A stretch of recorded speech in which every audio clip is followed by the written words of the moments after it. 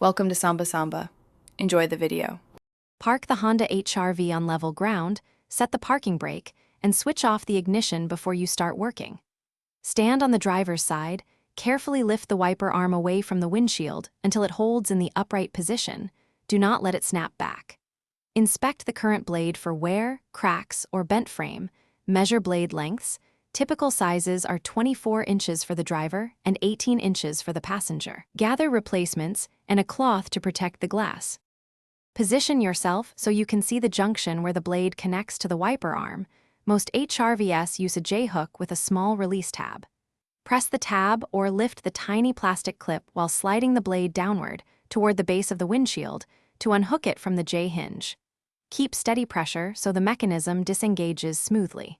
Once free, lift the old blade off and set it aside. Always control the wiper arm to prevent it from snapping back and cracking the windshield.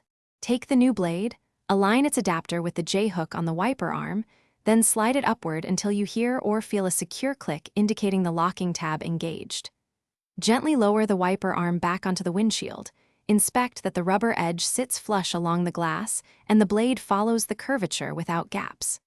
Start the vehicle, activate the wipers and washer fluid at low speed.